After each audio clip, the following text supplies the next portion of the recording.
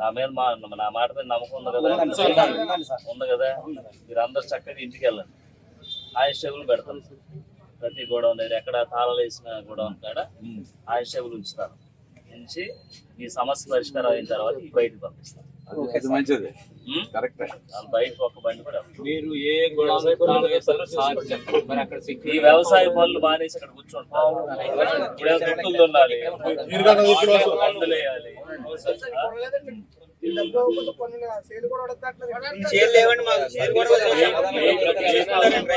10 రోజులు ఇప్పిస్తా. అవసరం అయితే నేనే రంగంలో దిగుతాను. సరేనా? నాకు ముందు తెలిసింది, లేకపోతే ఈరోజు ఎర్లీ వద్దులు. నిన్న నుంచి చేస్తున్నారా? 4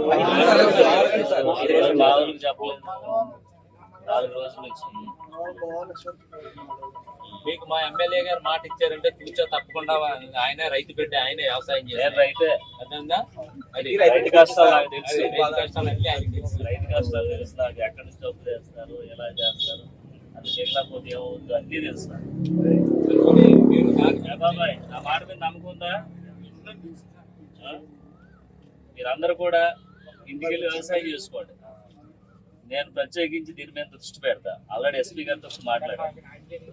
మీకు ₹1 కూడా నష్టం లేకుండా ఏం చేస్తాను. ఏదైతే మీ డబ్బులు ఉన్నాయో ఈ ఉన్నాయి, నేను అధికారులు కూడా రమ్మన్నాను. ఎమ్మెల్యే గారు చెప్పేది మీరు వెళ్లే వరకు కూడా ఇక్కడ నుండి ఏది వెళ్ళవద్దని చెప్పారు ఎమ్మెల్యే గారు. ఆదాయం చేయాలని మీ పనులు పోలీసులు పెట్టారు. డిఎస్పీ గారితో మాట్లాడి కానిస్టేబుల్ సెక్యూరిటీ బయటకు వెళ్ళిపోకుండా వీళ్ళ ఇష్యూస్ నేను ఎస్పీ గారితో మాట్లాడాను. 4-5 days లో క్లియర్ చేసిన తర్వాత అప్పుడు మనం ఇక్కడే కాకుండా వేరే చోట కూడా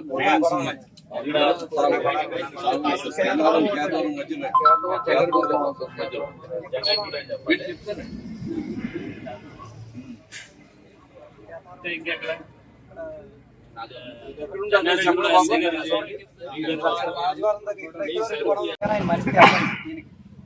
ఫోన్ నెంబర్ ద్వారా 13 కోట్ల వరకు పోలవరం మండలంలో సరుకు అంతా కూడా ఆయన తోలాడండి. తోలితే ఈయన దగ్గర 10 కోట్ల వరకు కొట్టేసాడండి. సుందరం గారి అకౌంట్ ద్వారా కొట్టాడు. సుందరానికి రామకృష్ణ ఆయన పేరు కేదావరపు సుందరం, కేదవరపు సుందరం అన్న ఆయనకి అమ్మాడండి. ఆ రామకృష్ణ అన్న ఆయన ద్వారా మన రైతుల అకౌంట్కి లేదా ఆయనకు సంబంధించిన అకౌంట్కి 10 కోట్ల వరకు కొట్టించుకున్నాడు. సుందరం కొట్టాడు.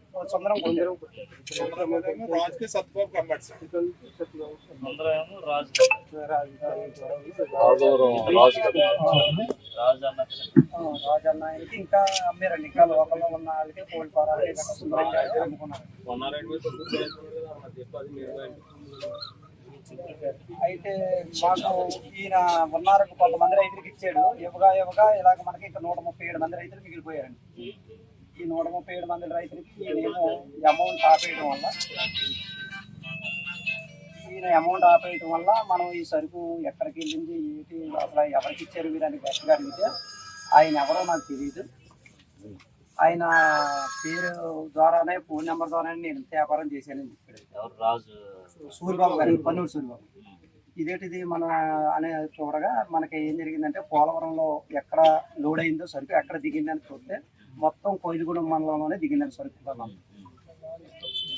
253 లారీల సరుకు పోలవరంలో ఈ కోయిలగూడెం మండలం సరంగంలో ఉందండి సుందరం గారి ద్వారా. అందుగురించి మన సరుకు ఇక్కడే ఉందనే ఉద్దేశంతో మేము ఇక్కడికి వచ్చి ఈ గొడవ దగ్గర ధర్నా చేయడం జరుగుతుంది. పోలవరం నియోజకవర్గం కోయిలగూడెం మండలంలో గారవరం గ్రామంలో ఏదైతే పోలవరంలో ఉన్నటువంటి రైతులందరూ కూడా గత 4 రోజుల నుంచి దీక్ష చేయడం జరుగుతుంది. కారణం వీళ్ళు దళారుల చేతిలో మోసపోయారు. సుమారు 2,30 లక్షల రూపాయలు రోజు రైతులకి ఇవ్వకపోకుండా దళారులు మోసం చేశారని ఇక్కడ ఉన్నటువంటి గోడౌన్ రోజు ధర్నా రూపంలో ఇక్కడ ఆపడం జరిగింది. మేము అధికార పార్టీలో ఉన్నాం కనుక తప్పకుండా ఇక్కడ ఉన్నటువంటి సమస్యని పరిష్కరించే దిశగా మేము ముందుకు వెళ్తున్నాం. అలాగే ఇక్కడ ఉన్నటువంటి రైతులకి ప్రతి ఒక్కరు కూడా హామీ ఇస్తున్నాం. ఏదైతే మీకు రావాల్సినటువంటి నష్టపరిహారం ఏదైతే రైతుల రూపంలో ధాన్యం కానీ అలాగే మొక్కజొన్న కానీ అమ్మి ఉన్నటువంటి డబ్బుల్ని తక్షణమే వారి చేతుల నుంచి తప్పకుండా ఇప్పించే బాధ్యత తీసుకుంటాం.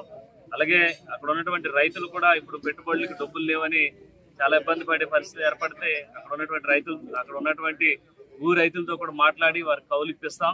అలాగే తప్పకుండా 10-15 రోజుల్లో ఏదైతే వీరికి సంబంధించినటువంటి 2,30,00,000 రూపాయలని ఇక్కడ ఉన్నటువంటి అధికారులతో తప్పకుండా ఇప్పించే ఏర్పాటు చేస్తాం.